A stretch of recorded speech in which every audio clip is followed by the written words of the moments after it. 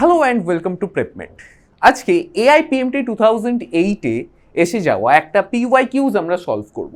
Atomic structure থেকে জিজ্ঞেস করা হয়েছিল uncertainty in position and momentum যদি ইকুয়াল হয় তাহলে আনসার্টেনিটি ইন ভেলোসিটি কত হবে।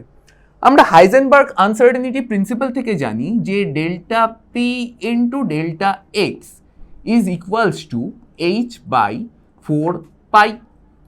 যদি সেটাই হয় আমরা জানি মোমেন্টামের ফর্মুলা হচ্ছে m delta V into delta x is equals to h/4π। আমাকে বলে দিয়েছে uncertainty in momentum and uncertainty in position এই দুটো ইকুয়াল, তাহলে কি আমি লিখতে পারি যে m ডেল্টা ভি এর whole square is equals to h/4π। সেইটাই যদি হয় তাহলে আমি এখান থেকে লিখতে পারবো যে ডেল্টা ভির square is equals to h/4πm square লিখতেই পারি আমরা। এখান থেকে আনসার্টেনিটি ইন ভেলোসিটি জাস্ট এটাকে রুট করলেই আমরা পেয়ে যাব, that is delta v is equals to root over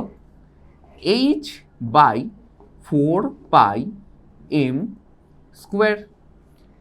এখান থেকে আমরা আবার লিখতেই পারি যে delta v is equals to 1/4 আর এম স্কোয়ারকে যদি রুটের বাইরে আনি তাহলে কি লিখতে পারবো আমি 1/2m is equals to root over h/π, which is our option number 1.